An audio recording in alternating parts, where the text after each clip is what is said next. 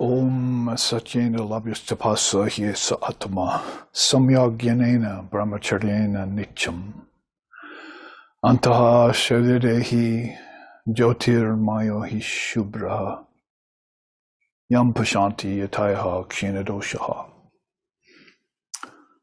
Om Shantihi Shantihi Shantihi. The Atman,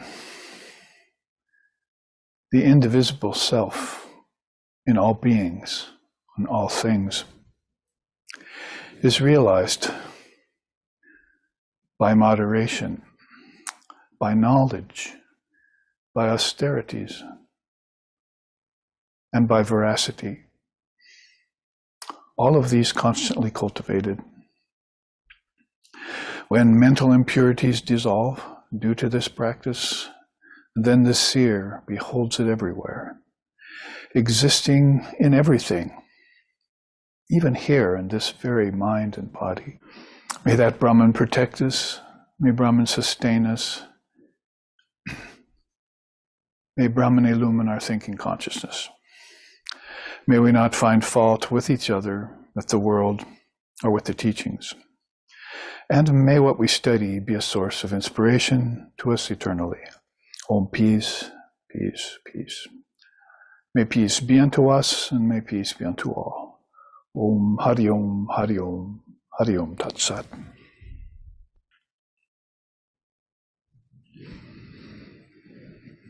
Svagatam, welcome everyone here to our Kedarnath ashram on the big island of Vai, where we have just concluded several auspicious birthdays.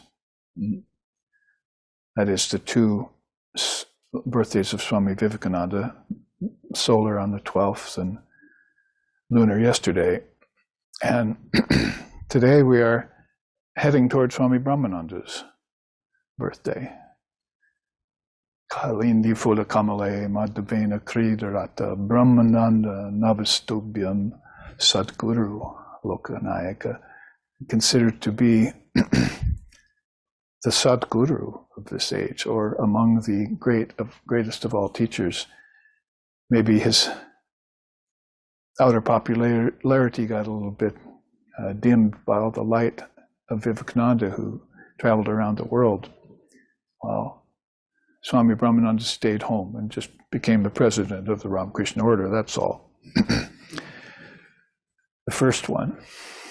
But whatever the case may be, this force of 16 direct disciples that put us in mind of Christ's 12 apostles and Lord Buddha's Noble Eight, sometimes several traditions talk about, and Chaitanya's several dozen maybe, that accompanied him around India when he was living around 7th century.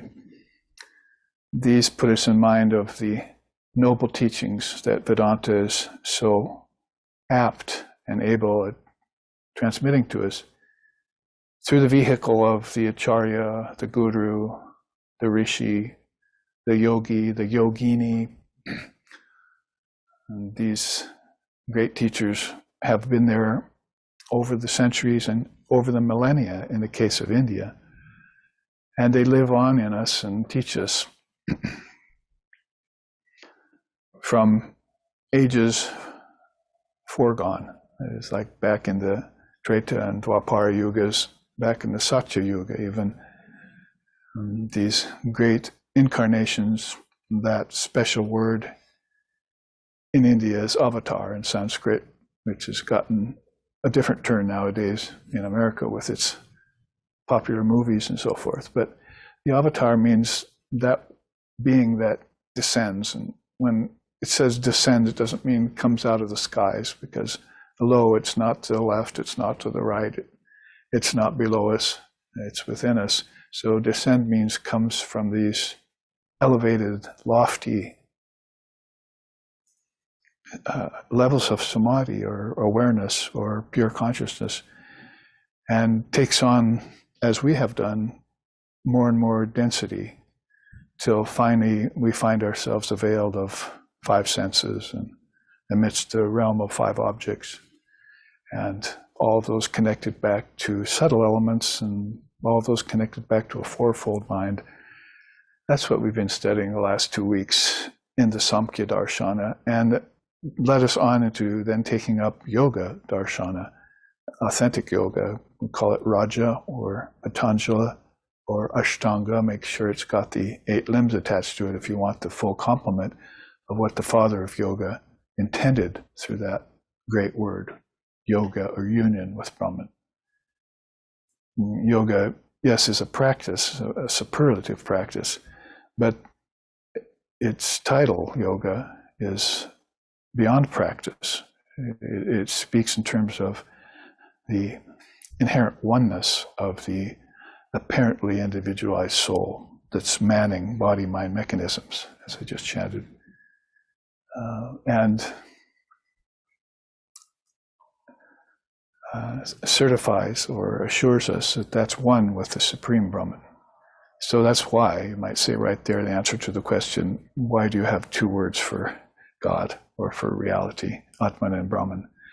Well, there it is right there, because people are adrift from that island of the non-dual Brahman in the ocean of change, time and space, in the mode of dreaming, India says,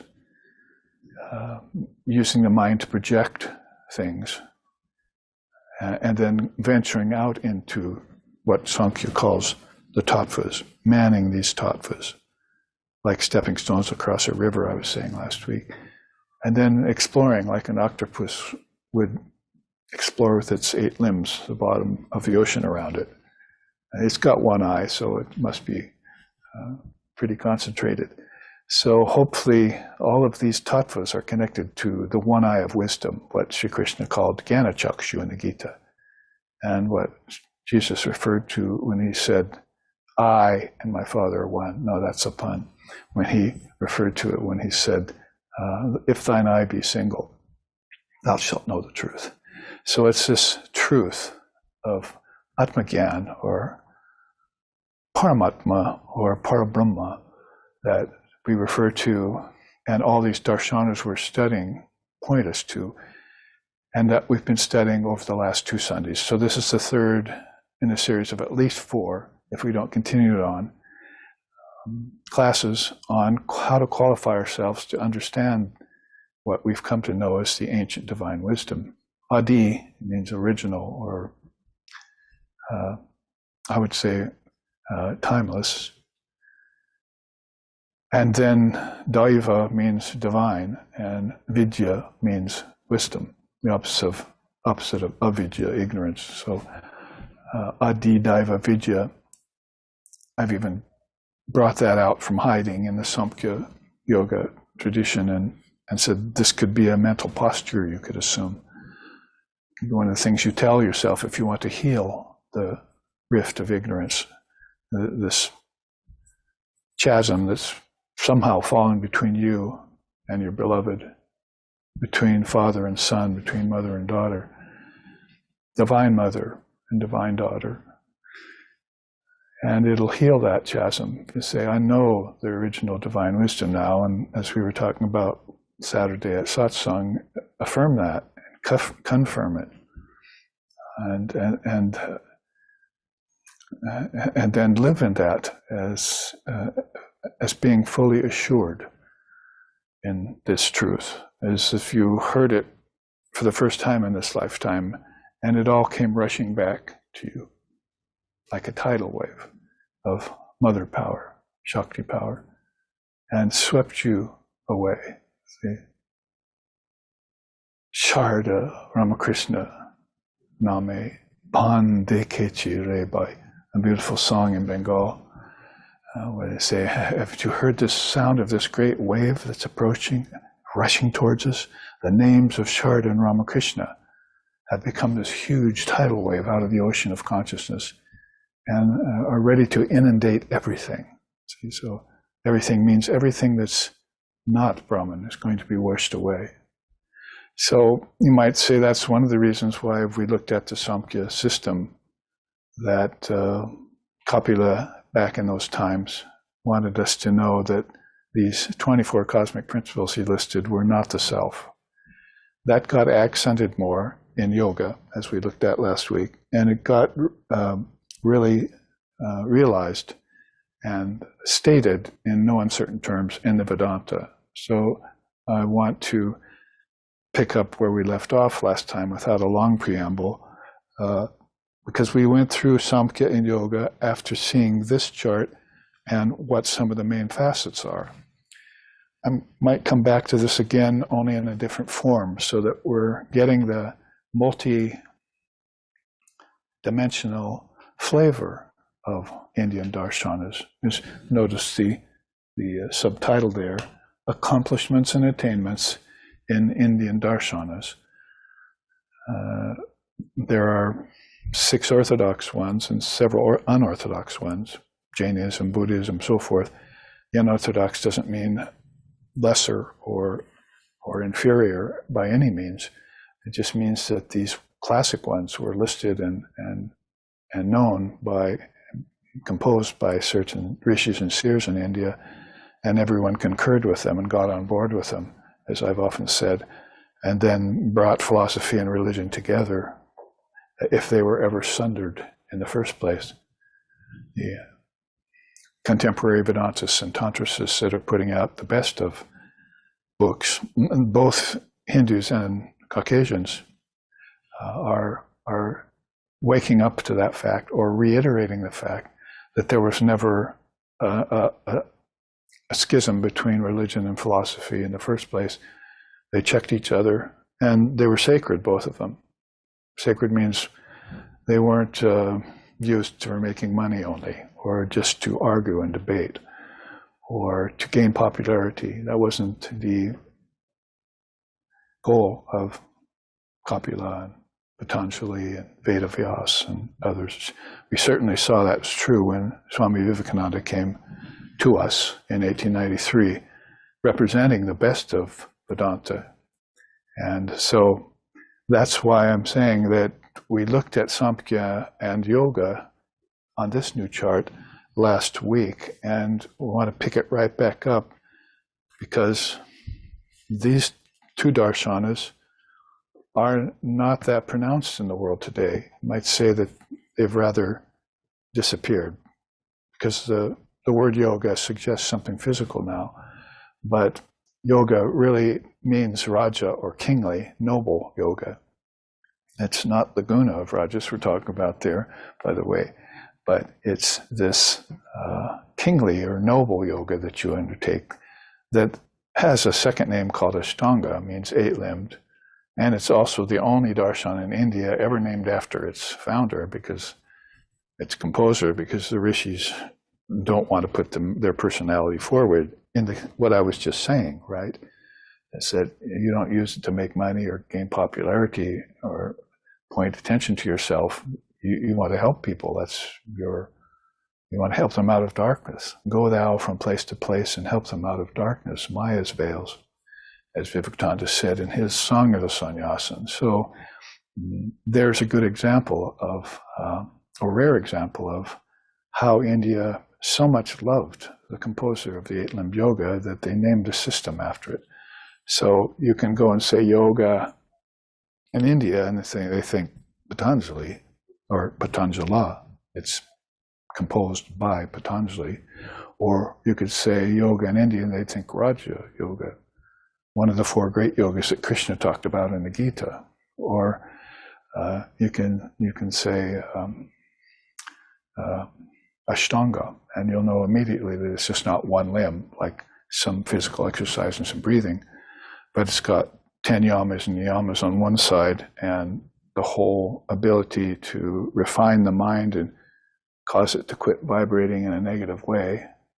That is kleshas and chittavrittis, as we know, if you know the language of yoga, and how that brings about concentration, how that brings about meditation proper, so that you have a foundation and a base to meditate on.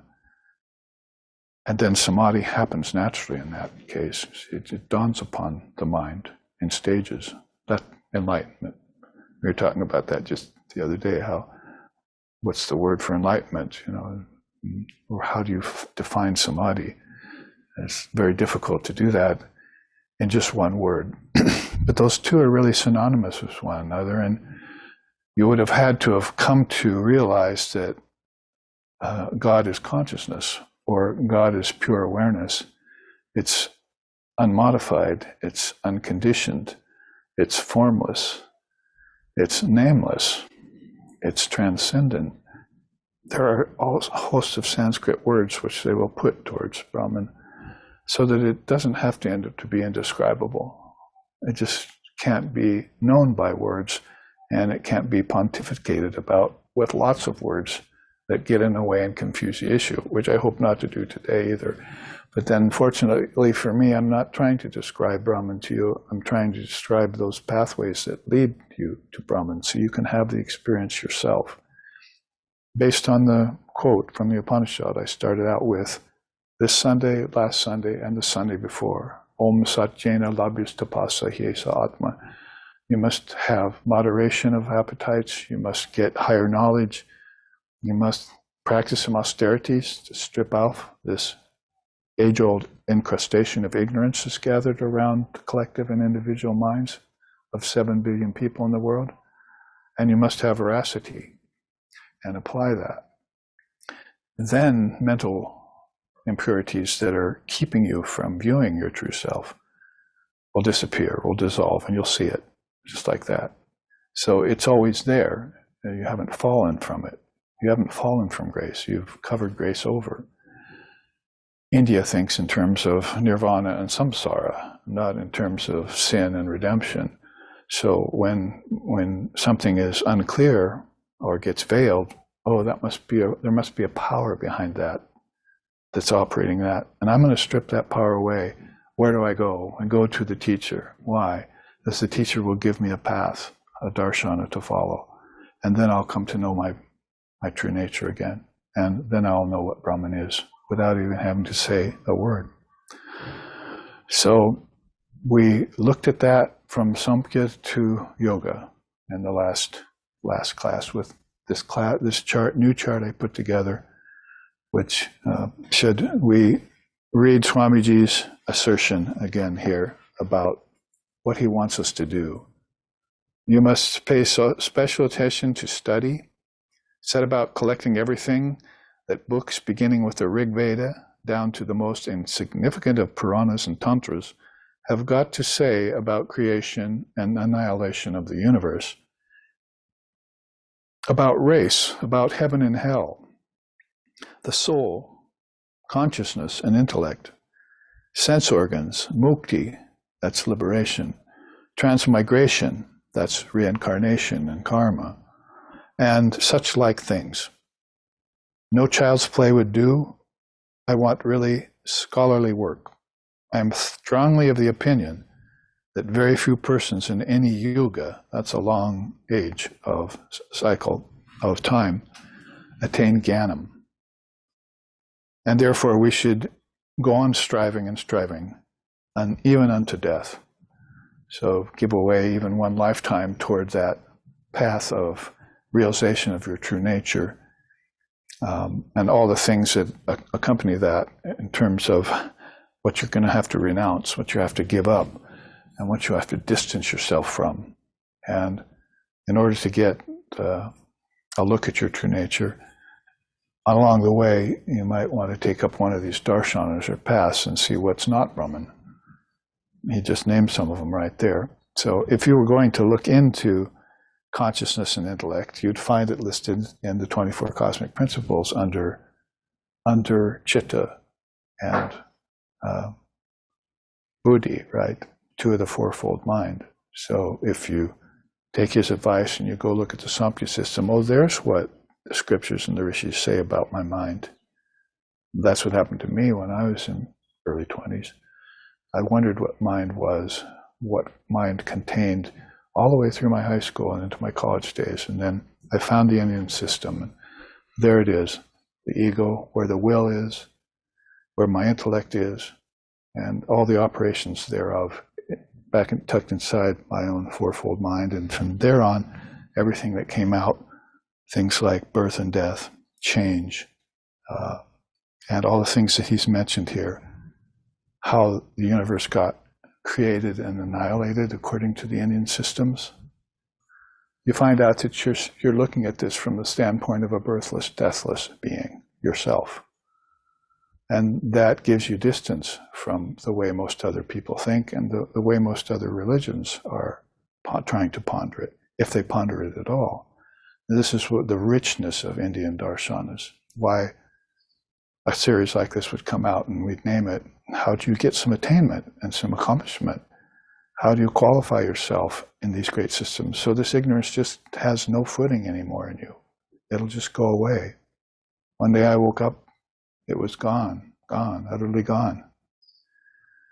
So no one can keep a blazing fire tied in a cotton cloth. So that blazing fire is your true nature, and cotton cloth is Maya that's trying to veil it from you. So all you have to do is remind yourself that you are that blazing fire and watch all these coverings burn away in an instant. Means in this day and age, where he says it's Kali Yuga, where it's darkness, means in one lifetime. You can start over, as it were. You can start afresh. You can be reborn.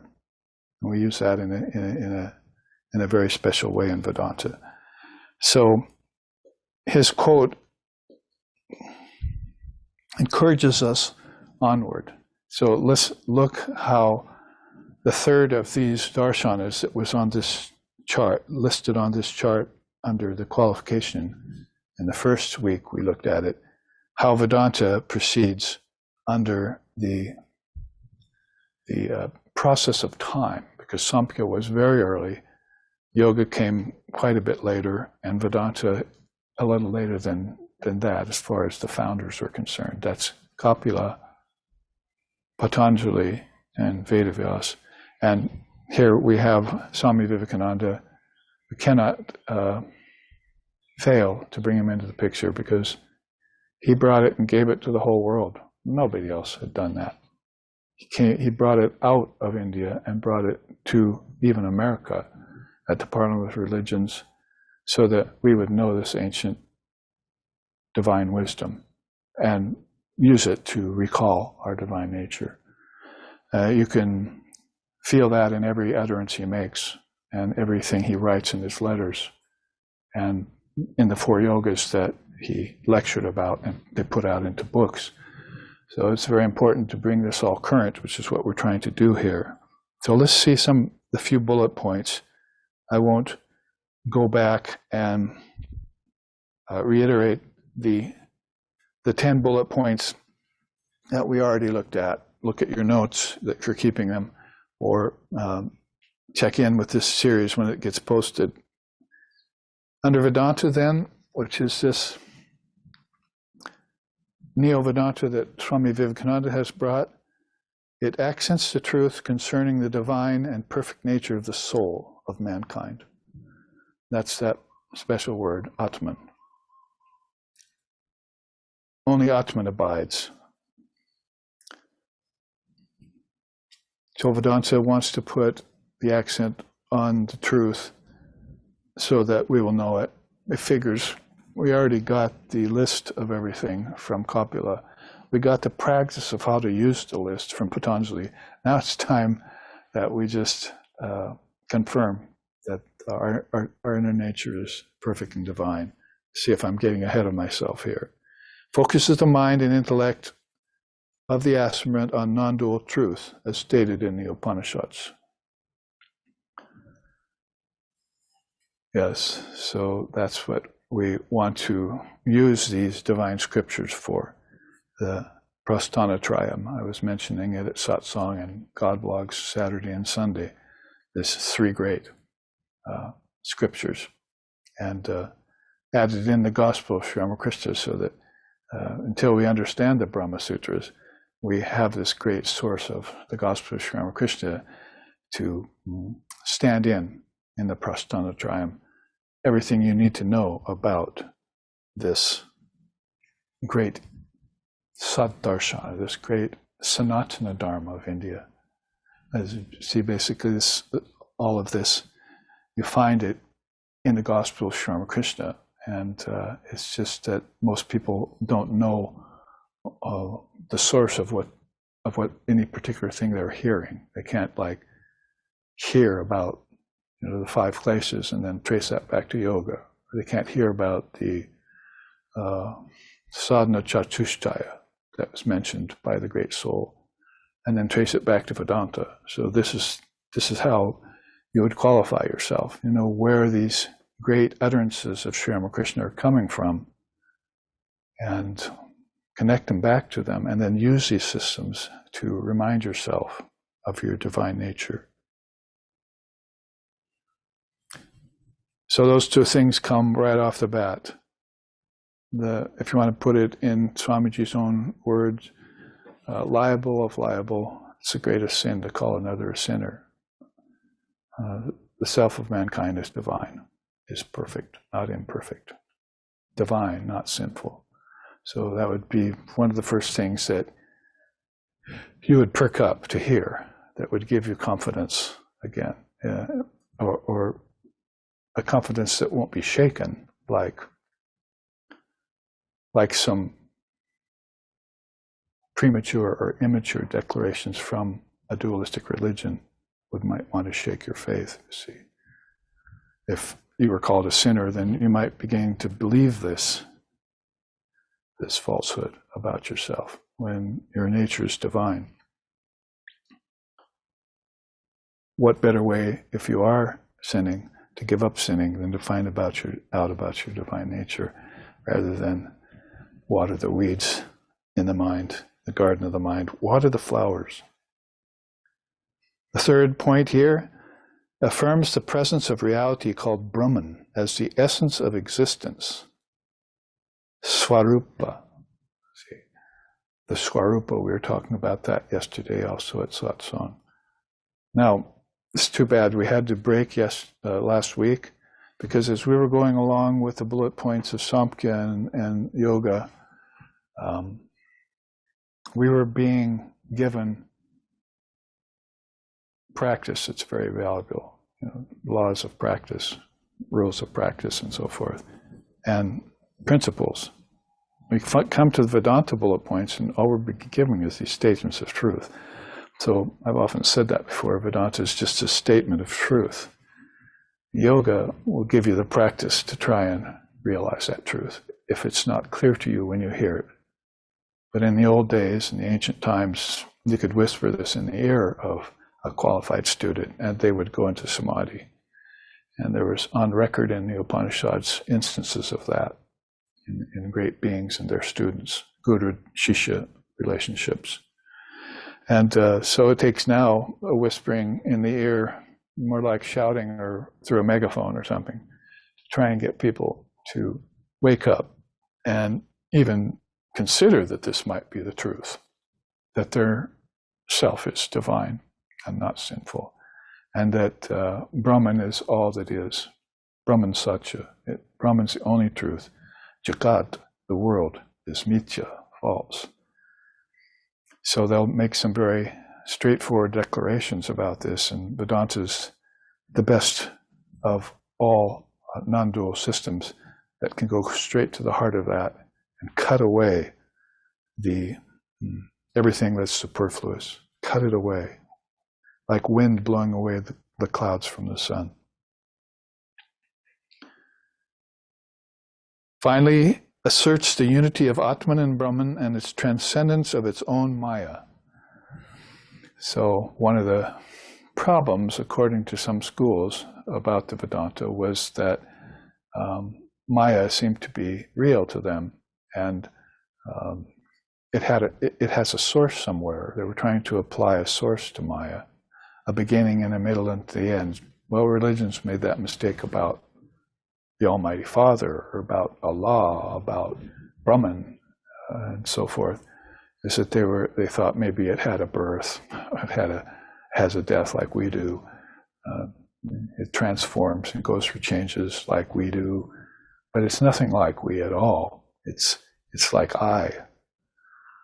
So that's why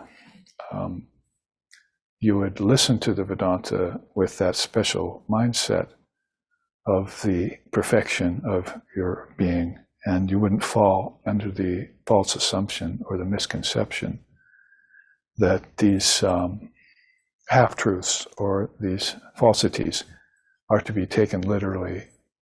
Brahman has no birth, has no death. Maya, everything in Maya has that, or it seems to have that. So this clarifies one of the points about Brahman by saying that, I'll read it again here, Atman and Brahman and its transcendence of its own Maya. So if you want to understand that easily, then the snake has poison in it, but it doesn't die from it. In that way, Sri Ramakrishna would come forward with a very simple story and say how Maya exists in Brahman, but Brahman's never affected by it. So the source for everything is in Brahman. So you could not controvert this one non-dual truth that's stated by the Advaita Vedanta and come off with any kind of victory over the statements that Vedanta makes about non-dual reality. And that's where you have Advaita, which we'll hopefully look at some point. One of these flames here. It's not really a darshan, as it were, but it definitely stands at the foundation, particularly of Vedanta, and clears up all of these potential problems that the mind can brood about and still be confused about. And I've seen it happen with higher thinkers too. They still stumble over some of these. So if you say Brahman and its own Maya, that's gives Maya its place in the whole spectrum of philosophy, and you don't turn it into, well, shall we say it, a devil that's out to get you. Like there's an actual devil somewhere. Maya would be maybe, Maya taken to be real would be in India synonymous with a devil in Christianity that's real. But in this case, they've sidestepped that problem quite well, and they've just shown how about how good and bad and other dualities come out of the ocean of consciousness and they dissolve back in, but the ocean of consciousness doesn't get affected. And then, so there, you wouldn't want to make that into a big deal, like say, go to war with your own tradition, like the Protestants and the Catholics or something like that. That's just believing that the devil is real and that you've got the truth and no one else has. But the beautiful thing about India is this universality, which shows up in studying all its darshanas. These aren't conflicting with each other. They're using each other, each point one after the other, to affirm the rest. And that's always been the concurrence of the Indian rishis, one of the great hallmarks of Indian darshanas. You'll see that maybe more clearly in a minute. In fact, that minute has arrived because I wanted to break here from this chart now that we've taken up Samkhya, Yoga, and Vedanta and taken it in the context of Swamiji's saying that please go get the Upanishads, please go get the Ashtanga Yoga and its commentaries, please go get Gaudapada's Karika on the Upanishads, please go get, it'll be hard for you to get the Samkhya scriptures, they're so ancient, but please go get what's left of the Samkhya scriptures and what Kapila said about the 24 cosmic principles, which are one of the things that will qualify you for them if you refer back to this qualification chart, and rememorize them as if they were the original ancient wisdom, which consciousness used in sets of fives to come out to the five elements. And then it dissolved them in sets of reverse fives, elements to senses, to inner senses, to five pranas, using five pranas, to the fivefold mind, if you could, the mahat in with it. And then avail yourself of this ancient divine knowledge. He's telling you to do that. He's telling his brother monks to do that too, and then to spread it again in the world. Beautiful saying that I came across. where he affirms this. So to make this, again, a little clearer for those who are wanting more, which we always should when we're qualifying ourselves, let's come back to this chart and look at Tantra, Kundalini, and Vishishta, maybe later today or next week. And let's look at this chart. It's actually a cover of, without some of the writing on it, of course, it's the cover of a new book on eight-limbed yoga that's SRV is going to be putting out soon. And there you see it's divided into these three founders, with Vivekananda there because we have to include him in this day and age, since he's got the divine charge from all three of these great souls, Kapila, father of yoga, and father of Vedanta, Vedavyas, to take these systems out to the world. Yeah, can't help but think about Tibetan Buddhism and how it was kept inside of Tibet for so long, hidden in the Patala Palace, with a series of lamas guarding it over time, nurturing it, spreading it to Tibetan monks and so forth, till finally some poor unsuspecting Chinese man, stepped into Tibet and broke open the beehive and released Tibetan Buddhism to the whole world. Oops, if that wasn't your intention, then you made a big mistake then.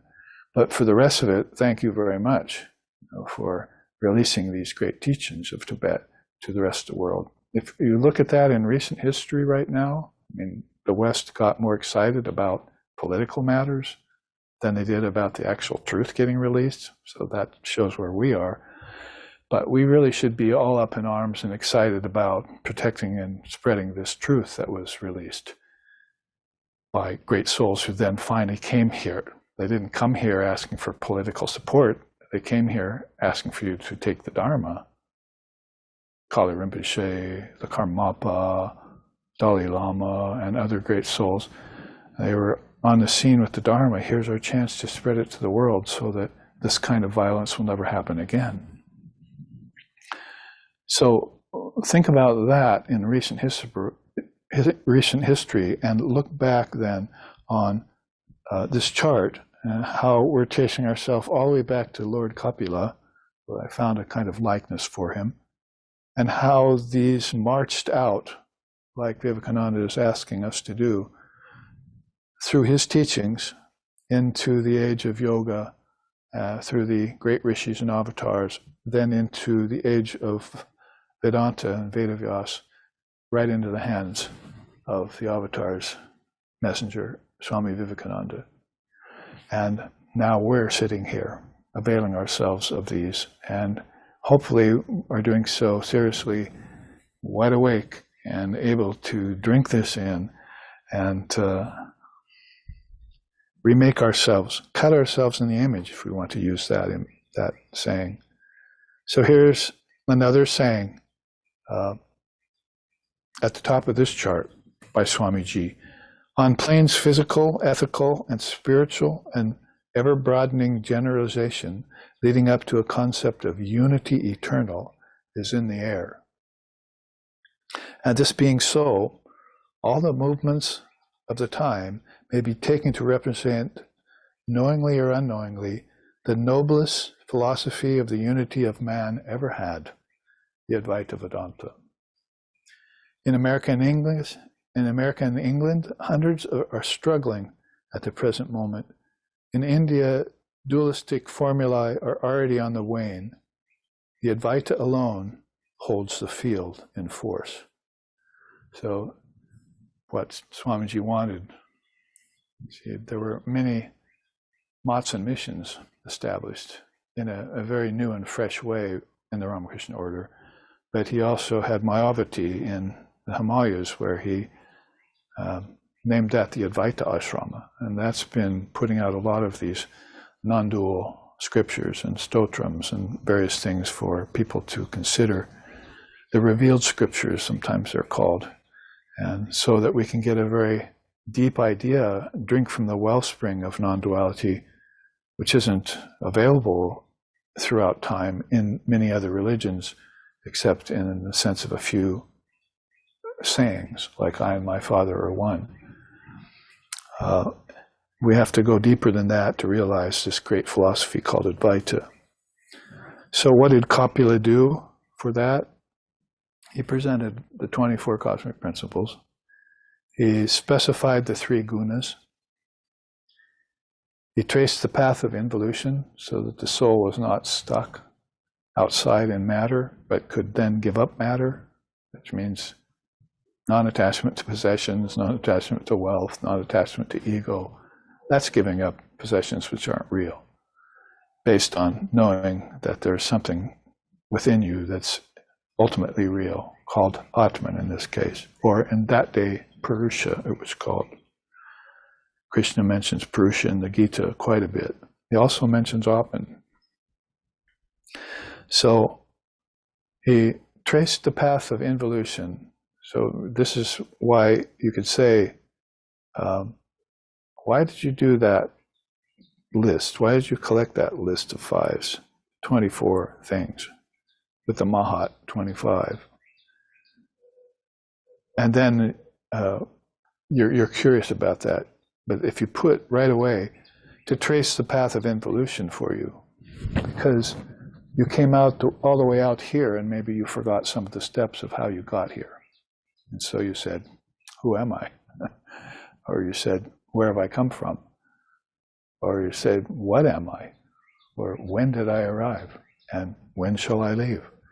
All these questions came up to you at a place in the body-mind mechanism after you incarnated here in a foreign land, as some of the songs of India said. And all of a sudden you woke up and say, I don't know the answers to these questions, neither do my parents, neither do my ancestors. And I had to go looking for these in another country in an ancient time. And that's why Copula came up with the 24 cosmic principles. I've had people actually kind of yawn and said, oh yeah, speaks with a list. Samkhya philosopher speaks with a list. So they have kind of thumb their noses at it and kind of laugh at it. But this is what beings need to know, the answer to these questions, like, where have I come from? One Swami said, you could summate it all into one thing. I have a mother.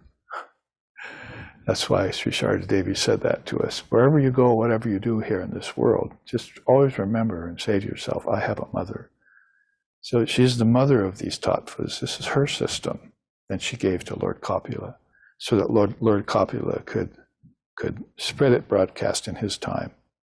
And we lost most of the scriptures from that time already, some thousands of years later. Krishna mentions Copula in the Gita. You know how old Krishna is.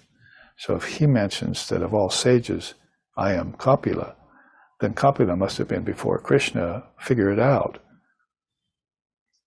Even by carbon dating the battlefield of Kurukshetra, which they've now found. You could even figure it out by scientific means now, how many thousands of years Krishna's age was before now. And then before that, since he mentioned Copula in his discourse to Arjuna, how many hundreds of years or maybe thousands of years before Krishna Copula was. So this is a wonderful thing where you could say, you could go to Copula and say, why did you put together this list? Is it just to list things here so that, like science and biology and everything, we have a name for them? Now we have a problem of having, 270 names for them in that many different languages. Shall I call it water, or shall I call it Apo? Should I call it Pani? Should I call it Aqua? That was Maya and its varieties. So basically what I want to do then is know the essence of water and know that it was one of the 5-fold elements that came out of the senses, and the senses brought it out from the inner senses, and the inner senses brought it out from the mind, and that's how the earth was formed. It wasn't created, it was evolved out of consciousness. And now I want to involve it again when I'm done with it. If I evolve it and I take it to be real, my projection is real now, I get stuck in it. Isn't it true? I get bound in it. And now I'm in samsara, see. And how do I get nirvana? So that becomes this big problem. You're always in nirvana. That's your nature. But you evolved out, convince yourself that the out was true, and you didn't know the steps back to the inner. So now you're convinced yourself that you're a physical being living in a material world, and that both of those are real. And the seers are going, oh my God. And Kapila is saying, I gave them this to remind them. Look what they've done with it. They got attached to it, and they're stuck in it. This just might as well wait for another Mahayuga to come along, and I'll try it again, and in a different way. We'll compare notes later, Vivekananda said, how this system that we composed worked in that particular yuga. How many souls got saved from Maya and from samsara? Because according to Sri Krishna on the battlefield of Kurukshetra, there's not a lot of souls that listen to him. 1 in 1,000, maybe even hear this truth. 1 in 1,000 of those 1,000 do anything about it. You know the slokas. So I'm stopping there to use these three. In between them is sandwiched the gunas.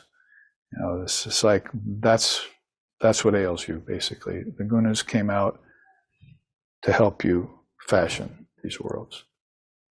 You had to put them there. Otherwise, I'm not doing anything, and so I'm just going to abide in tamas. That's fine. Oh, well, wait. There's rajas there, so that's going to get me busy. You see. So then I can produce these worlds of name and form and time and space, and produce a body, mind, mechanism, and go to them, and then suffer from 3 grosser forms of rajas, tamas, and sattva. Oh, but there's sattva as a revelatory power, so maybe I can use that, to get myself out of the 3 gunas. There's always a back door to everything, a way out of the triputis, the triple teaching, a way out of the dualities by considering the triputis. So I just have to have enough intelligence and enough energy from rajas to be able to understand that and overcome my lassitude and move myself beyond slothfulness and so forth, or else that's definitely going to pinion me in the 5 elements. Then water becomes a series of drinks I take to intoxicate me and make me more tamasic. See? Yeah, let's not get started on that. So the gunas are sandwiched in between the 24 cosmic principles and this path of involution. But I think the most important part of it is that take the path of involution. Now, here someone came forward and telling you, here's how you got here. Here's who you are. So you got from here to there by that. Now use it and reverse it. Sancharaha, prati sancharaha. There's a train of evolutes that came out from the thinking of the great mind, the collective mind, and the individual mind. Then you turn those and take them back in to the source again. It's that simple. The last sutra in Patanjali's yoga says that. The Shakti power, if you go to her, she'll strip away the superimposition of name and form and return you to your state of Kaivalya. But you'll have to take away nature from you to do that. So he's talking about the soul giving up step by step everything that it took on when it came out in 24 steps. I give them up one by one. That teaching has been bantered about and told about like 24 jugs of water with the sun shining in them, and you go and break each one of those jugs to get finally to the real sun. Those kinds of teachings are there thanks to Lord Copula, way back there, thousands of years prior to now. So this is Adidaiva Vidya. It's original, but it's also timeless. It means that you can always go to it. Nobody's ever been able to prove that wrong. And millions of souls have gotten free by using it, and they're still considering it. And teachers are still saying, this is a good system, come on, come in with me, let's go. Let's move inside to the mother's realm. And she'll tell us how to, step by step, take ourselves away from suffering, take ourselves away from ignorance. Destroy avidya. There you see revealed 5 kinds of ignorance that you can't really give authorship to the 5 kleshas to Patanjali. Copula got them first. And Patanjali came out and said, great system, I'm going to use that and further it. And that's the way they do with these systems. So Copula, what did he do with it? There are 5 kinds of mind, basically, and 5 kleshas. So you see that Copula had done his own work in a way to set it up for future Copulas. If they're not the exact incarnation of that original sage, ultimately everything is that. But even in the sweep of transmigration and transformation and reincarnation, there are souls who are aware of the game, and they're setting their future lifetimes up. And it's like, loading a gun before you go hunting, instead of waiting till you see the game or something. See, filling the scabbard with arrows before you go out in the woods. Oh, I forgot the arrows. So some souls are providing themselves with everything they need to further their work for centuries and millennia to come. When I come back, I'll hear this, I'll know it's mine, and I'll spread it further. And here's Vivekananda sitting at the end of this line, the great disciple of the Matri avatar, the Kali Yuga avatar, Sri Ramakrishna. Finally, there's unveiled accomplishments and complacencies. We looked at that at God Blogs yesterday. There were 9 complacencies and there were 8 great accomplishments, if you remember. We looked at that teaching. So Vivekananda says about this, to a fine point, Samkhya's analysis is perfect. Its psychology incontrovertible. We find by the division of senses into organs and instruments that they are not simple, but compound. By dividing egotism into sense and matter, we find that this is also material, and that Mahat is also a state of matter. That's the great mind. And finally, we find the Purusha. In other words, if we could have continued that sense, we find out that the Purusha is different than all 24 of these. You are different than even God's mind. You're beyond the mind. But you had to know the Mahat because you came through it. If you knew the Divine Mother, you'd know that that great mind was her mind. And in that mind, all these darshanas were hidden. And they would come back again in another age. And great souls would come back and champion them and spread them to you to help keep you on the spiritual path. So then let's go on and look at the second one of these in yoga. There you see Patanjali in the middle. Always they associate him with the 1,000-headed snake or the Shesha or other, because they say he even saw him swallowed by a huge snake at the end of his life. There are stories about that.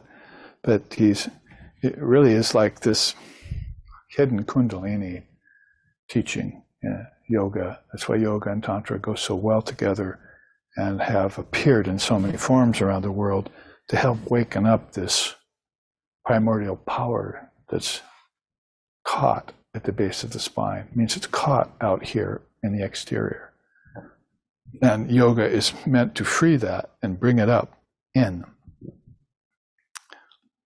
So what did he do with not only Kapil's system, but basically in his age? Probably we think about 140 AD was this incarnation of, because he had other incarnations we're aware of. He placed yoga into 8 limbs. He accented vrittis for calming the mind. Means nobody was looking at their thoughts as vibrations. See, we still don't. And we can come at it from our physics and for our science and talk about vibration until we're white in the face. But if you want to be blue in the face, you're going to talk about thoughts that turn your thoughts into those very vibrations that made objects. That is, objects are mind made manifest. Sri Devi said, their thoughts, objects are thought concretized, she said. So nobody puts that together. So the mind produced all this is the Tibetan, the Mahamudra way of saying that. So India has known this long before it went to Tibet and China, his teachings. They've been thinking in this term, oh, this is just a projection of myself. All this beauty is mine. Oh, so is all this ugliness. If I'm not careful. See, there's no God and devil out there. So you don't hear Kapila or Panchatanjali talking about God. You don't have to believe in God to practice their systems. All you do, you'll end up as God if you take them in and memorize them and study them. Then all of a sudden you'll say, I am that. And that's why I say India thinks in terms of nirvana and samsara, not in terms of hell and damnation and heaven. You become, you avail yourself of your own remembrance of your own divine nature, your Purusha, your Atman. But you need to take a path. See, it's one of the great, if we want to step back a minute, one of the great accomplishments back here with Lord Kapila is that you take one path and follow it to its end with one teacher, and you master it. And then you can go on. You don't take a bunch of paths and just become, a smattering of menu tasting. Oh, I know a little about this, a little about that. But you master one. So that was Kapila's, one of his 8 great accomplishments. If you do that, then you join the knowers of Brahman. That's how the Upanishads say that. So he placed yoga into 8 limbs. He accented vrittis for calming the mind. If your mind vibrates, then take away the vrittis, avritti. Yoga chitta vritti, nirodha. Nirodha means to destroy. So if you take away the vibrations of the mind, all of a sudden your mind is free, for as long as you keep it from vibrating. Now, if you can take it away for 7 seconds, they say, and keep it from vibrating, and all of a sudden your Atman looks through it, or looks at it, or you bring your higher consciousness to bear in some wonderful psychological, spiritual move that you have inside of you, then you will see the self shining through everything, as we were just saying. It's shining through everyone.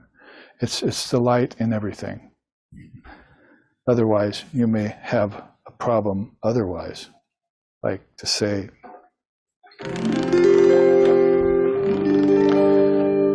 Yata darpana bhava avasano mukam vijate kapana inamekam tata divyoge niravasa koyaha sanitya palabdis swarupaham atmam. Yada surya kep anekaha chalasu stiras papyanan vad vibhavya swarupaha chalasu prabhinaha svadeshe kamevam sa nitya palabdis swarupahamatmam Sanitya palabdis swarupahamatmam.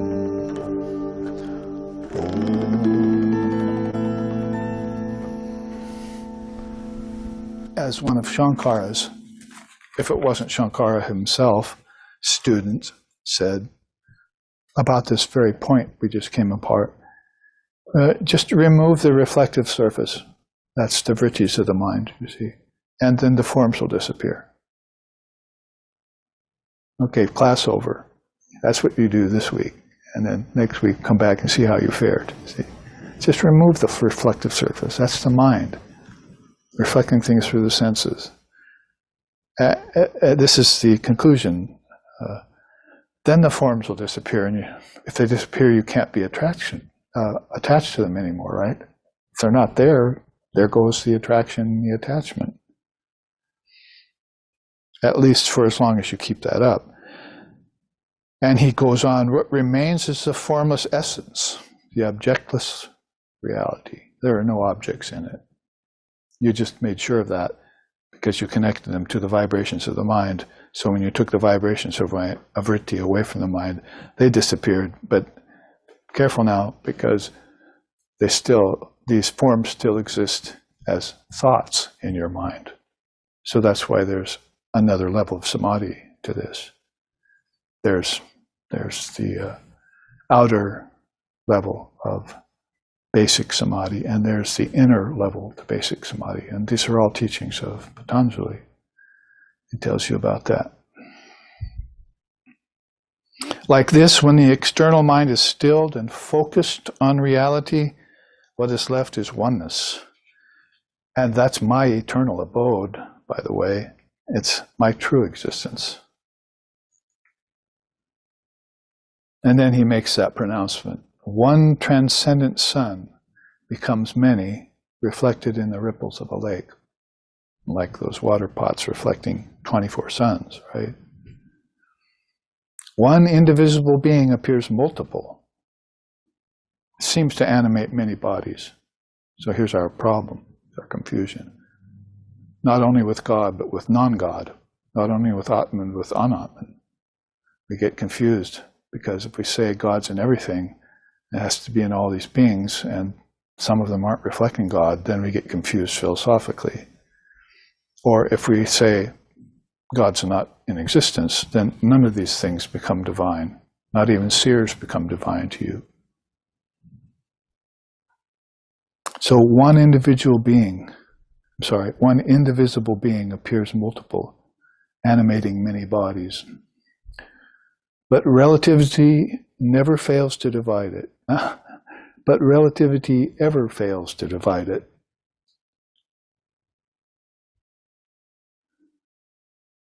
Ignorance only momentarily obscures it. So once indivisible, always indivisible. There's no way to break it into parts, which is what you need to affirm for yourself when you look at people and things. There's one existence, absolute, at the foundation of everything. It is undeniably whole, which is the pervasive condition in all. There are just two verses from the fruit in the palm of the hand, Stotram. He's got it. He's got the Atman in the palm of his hand, this Holy Mother said. She liked that fruit in the palm of the hand teaching very much. She used to talk about that. Can you always see your Atman?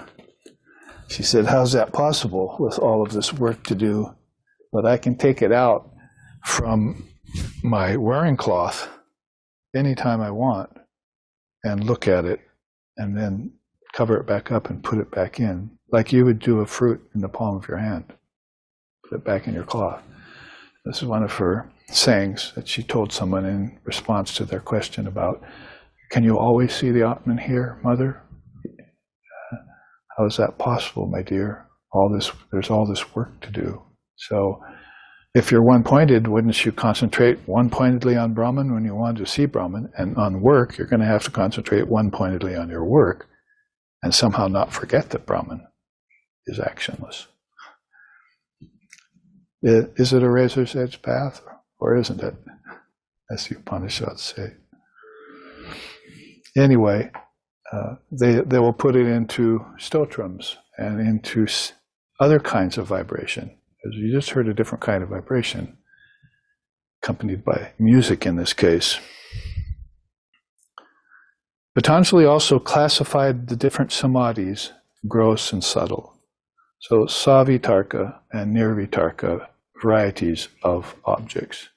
The object is there, and I'm having concourse with it, with my senses, tactile, with my hands, with my mouth, with my ears, eyes. And so that can be a samadhi, but it's a lower samadhi.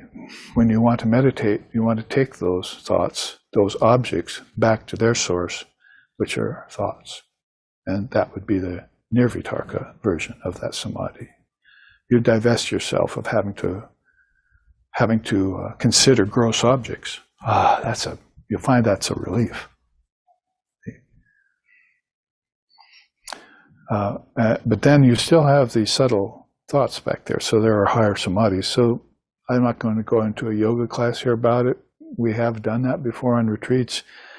But enough to say this third point is that he classified these samadhis for us into gross and subtle so that we had a kind of a list to follow. He's not listless either. We have these ways of following him and his teachings in authentic eight-limbed Patanjali Raja Yoga, which is of the Ashtanga version. And these give us the real goal of yoga, samadhi. They go from settling my mind's vrittis, pratyahara, to concentration, dharana, to dhyan, real meditation, then to samadhi. Climb the tree of yoga. Don't just stay down looking at it from the roots. He also advised tattvas as alambanas. So now you see him stand up and, give the victory. Hey, somebody got the right idea. I classified all 24 of them so that they would know about them and they could meditate on them and come to know them, because then they would come to know reality, as the Upanishads say, because of things common to everyone. So the Upanishads are not like mystical. I remember our founder, Lex Sixton, and also Swami Vivekananda said, I don't really like mystics as a class. They tend to take the truth and cover it. I want to expose it wide open. So there's nothing uncertain about it. So this is what's going to happen if you reveal that Brahman is all these things to everyone, and don't cloud it in some sort of ritualism or some sort of mysticism that just puts a different coating or covering on it, which people are doing with occult powers. Gurus are doing that around the world too. See, but Vivekananda was not that. And neither was his great master, Sri Ramakrishna or Holy Mother. They were here to destroy all the impositions over consciousness, your consciousness, and to reveal everything. That's why beings like Shankara, if we go further down toward Vedavyas, and what happened to Vedanta afterwards, is talking about the revelatory power that you access by your own burning intelligence called pratibha. You have flint-like intelligence inside of you, he said. Strike it on a rock. The rock would be these tattvas. And Patanjali would say, now meditate on them, not only singly, but how they came in order and groupings. You've seen that teaching on my chart. How, and you have to do it where? In waking. Where else? In dreaming. Where else? Right back into deep sleep. And I put that in one sentence somehow out of Patanjali Sutras, how Copula and Patanjali got together in cahoots, if they weren't just the same being, and told you how to operate this most marvelous of original divine wisdom systems.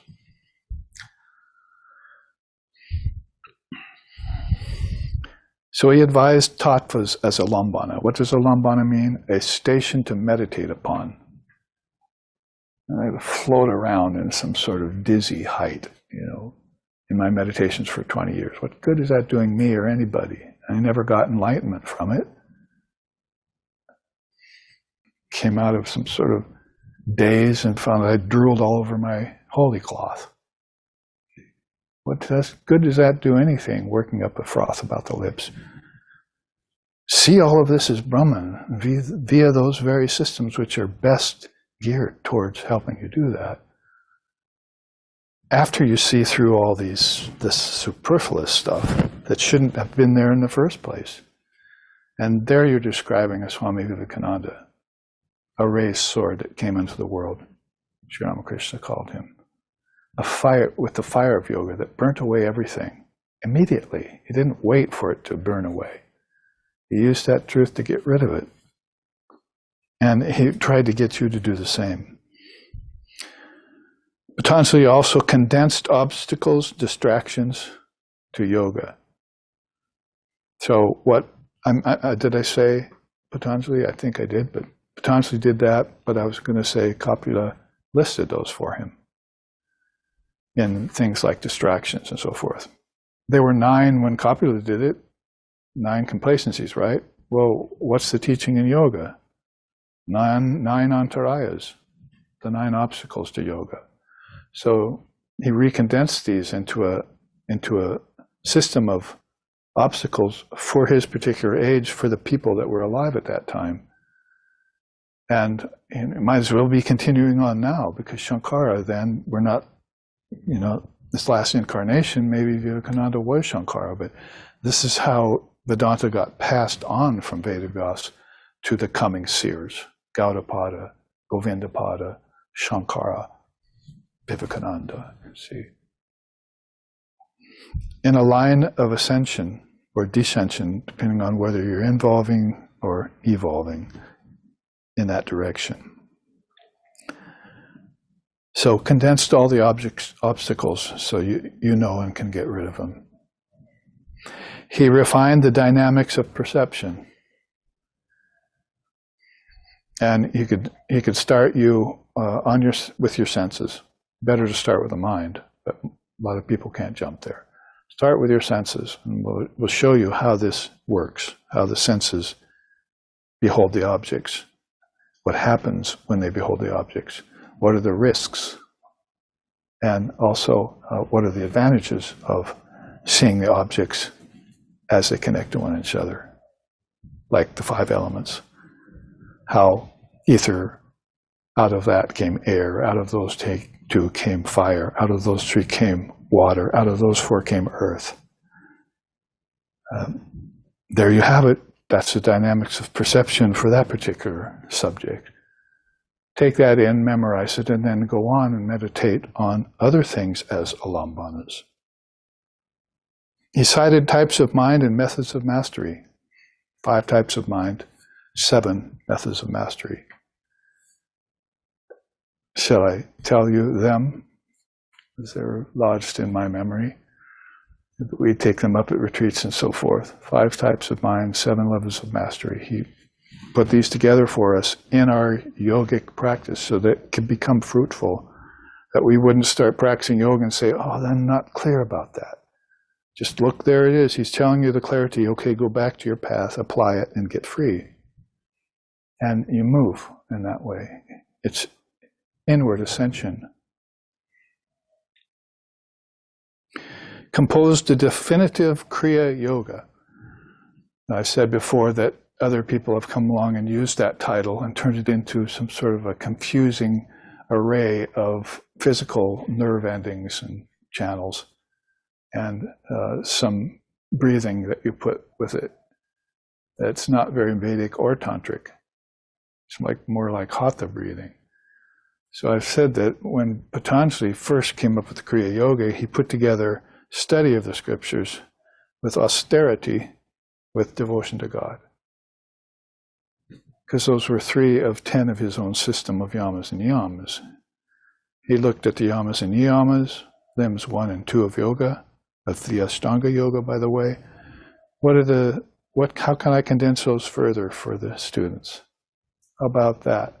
Those 3, if you put those together, study of scripture, devotion to God, and some austerity that strips away this ignorance from your mind, you've got what I'm going to call Kriya Yoga. It's a spontaneous yoga that will do everything for you if you follow it. I mean, pity the poor person who has to put together charts like this, because you have to pick certain wonderful facets out of 4 padas, 4 sections of yoga that he wrote, and the commentaries that were written on them, and try and come up with just 8 things that you thought stood out the most and were the best of the system.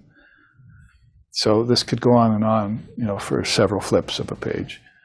We could see what else Patanjali did. That's why I think his system got named for him.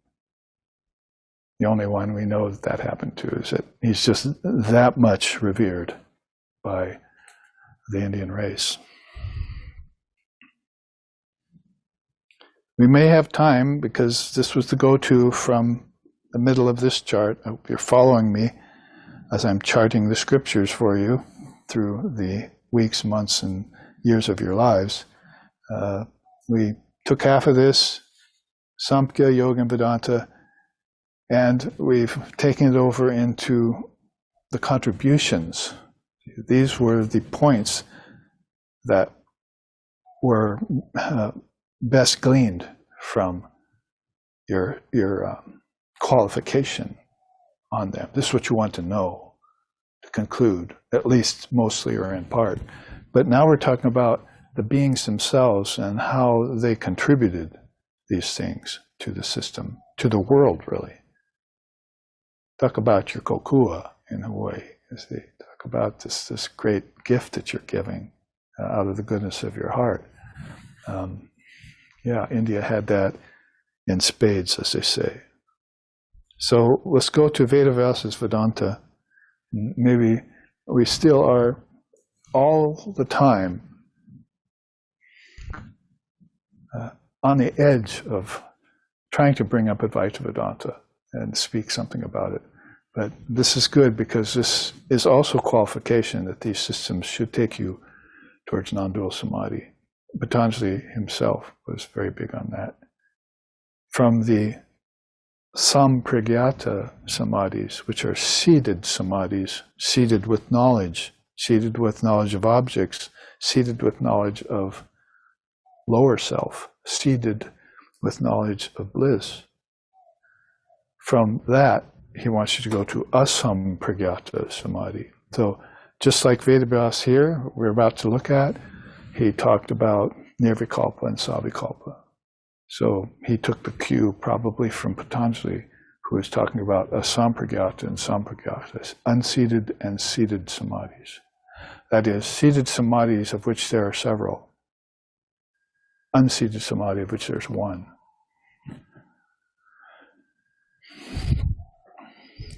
So let's run down his bullet points. Again, with Vedanta there would be so many, but these stand out. He composed the Mahabharata. End of class, and what more can we say? I mean, the Gita is in the Mahabharata. They found it there, hidden. So who composed the Mahabharata? They think Vedavyas did. Who composed the Brahma Sutras? Oh my God, Vedavyas again? Who saved the Upanishads from extinction? Because he had them all in his memory. Pardon me, Ganesha, can you break off your tusk here, because I don't have a pen with me? I don't have a scroll and a feather. I need a pen, I need a writing utensil. And he dipped it in his ink and he wrote down the Upanishads. Ganesha wrote down the Upanishads with his own tusk. is the mythological story from the Itihasa. As Vedavyas just sat back and said, well, okay, here's the Atharva Vedas and, and their Upanishads. And here's the Rig Veda and its Upanishads. So you can go look them up now. They're beginning to be put out in different forms, I noticed. And it was some, decade ago, we started on our journey in SRV to study what was called the minor Upanishads, because we had filled ourselves quite a bit with the 10, maybe 11 major Upanishads that Shankara had commented on. But we went on and said, let's look at these minor Upanishads, because Shankara, in his 32 years of life, talk about amazing beings, didn't have time to comment on 108. And Vedavyas only knew 108 when there probably was hundreds, maybe thousands of them before they started to fall, covered up in time. Saved many Upanishads from extinction, classified the Upanishads into 4 Vedas. Thanks for that, and the families that wrote them. That really helps. So these are all, you look at all 3 of them, they're all great classifiers, aren't they? They're composers, but they also know how to classify things and put them into a package that time won't destroy, or will have the least amount of effect on them, so that people can have access to them.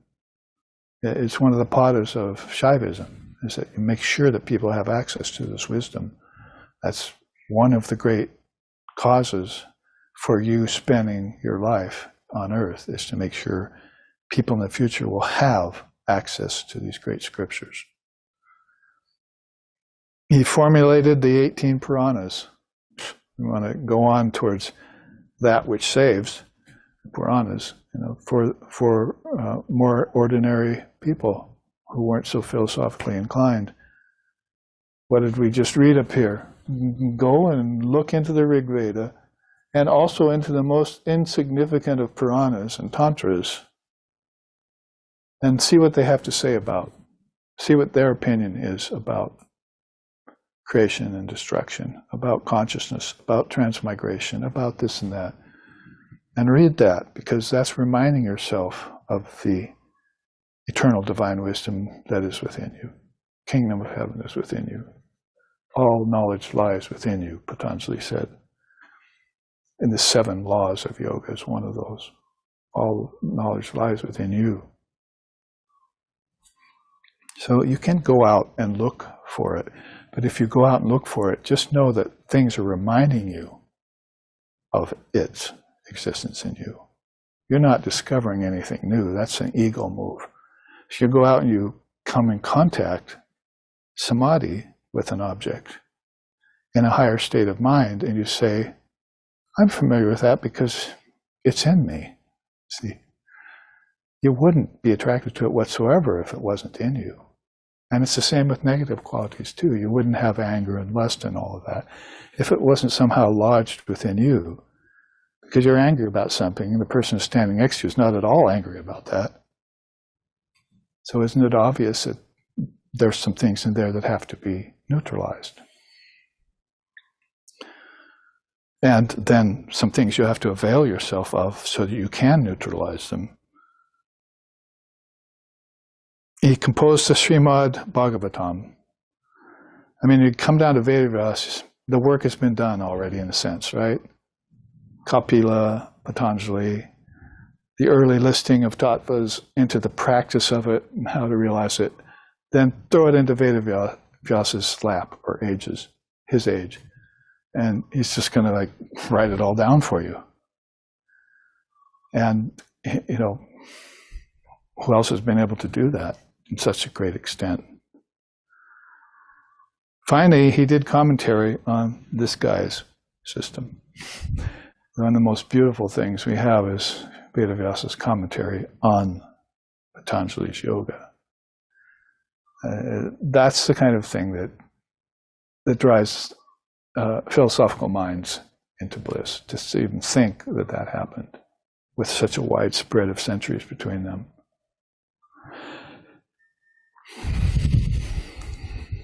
So a good thing we did here as we come to the end of our time, but let's read the final quote so that we can start next week looking into 3 other darshanas. So write me or come up and talk to me.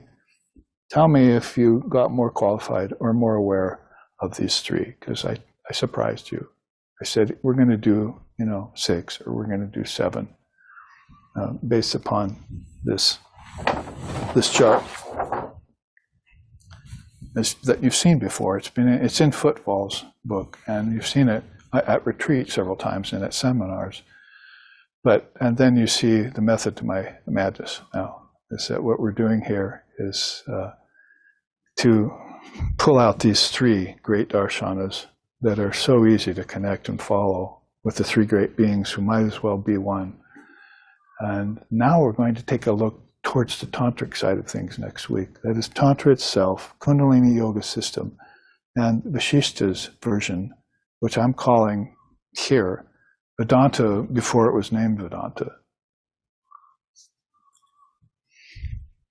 And we'll see that these great beings also are adding to these systems of wisdom. They're also concurring with one another about the conclusions.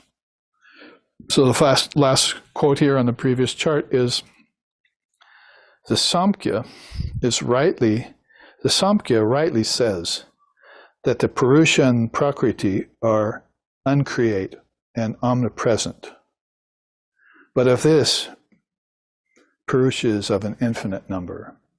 Okay, there's a thorn in the flesh of later philosophies with the Samkhya system, because they were coming down to the realization that the soul's indivisible, as we were just reading and looking at.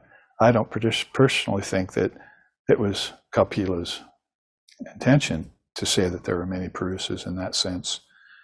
Just like there are many clouds in the sky, they all dissolve into one blue sky. So anyway, there are opinions about this, but Swamiji is actually bringing this opinion up in a new context so that maybe we won't want to criticize the idea that there are many souls, that there is just one soul, because that became,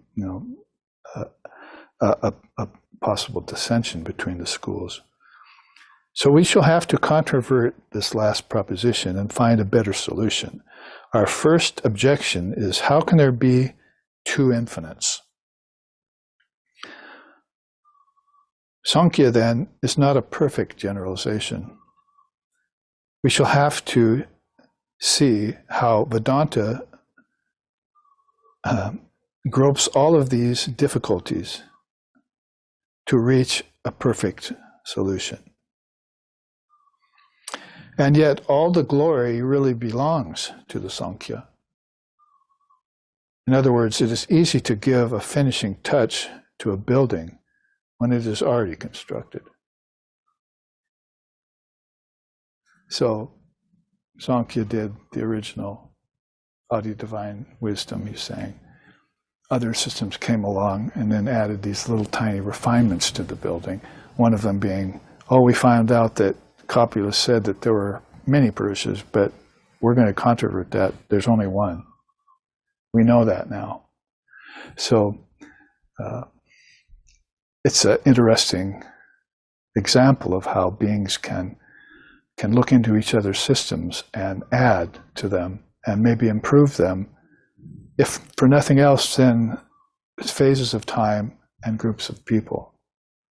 And Vivekananda is saying here why he brought Vedanta to us. It groped out this final conclusion of all of this.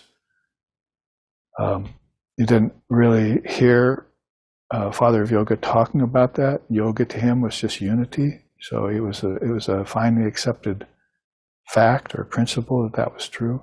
He didn't go and argue about it or argue with Kapila about it.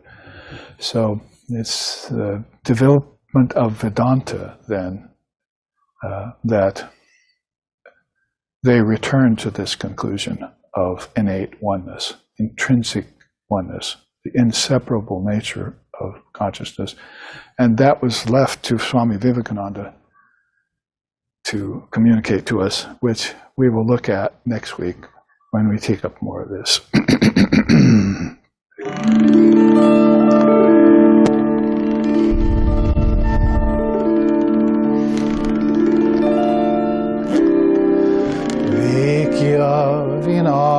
Shikshane Sharade Brahma Sanatani Sharade Karuna Rupini Sharade Patita Bhavani Sharade Prema Swarupini Sharade Damodarayani Sharade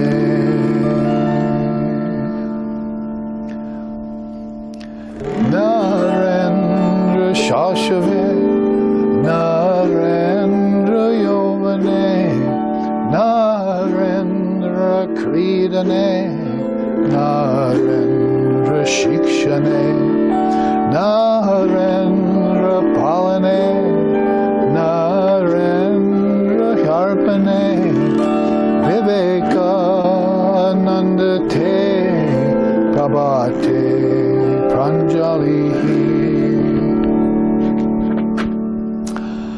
Vimoksham Svatmanas Tatir Yogadvavihi Pitagva Samatar Hitam Lokashyacha Tavagya Sadibye Iti Pritanaraha Viveka Anandate Prabhate Pranjali Viveka Anandate Prabhate Pranjali Om Nicho Nichanam Chaitanas Chaitananam Eko Mapunam No Vidadati Kaman Tamatmastam Yenu Pashanti Diraha Tesham Shantihi Shashvati Netaresham Om Shantihi Shantihi Shantihi. That one, the eternal among non-eternal things, the intelligence of the most intelligent ones, who though ever one, nevertheless fulfills the desires of the many. That one, the illumined souls realize, is dwelling in their own self. To them belong peace and to none else. Om, peace, peace, peace. Peace be unto us, peace be unto all.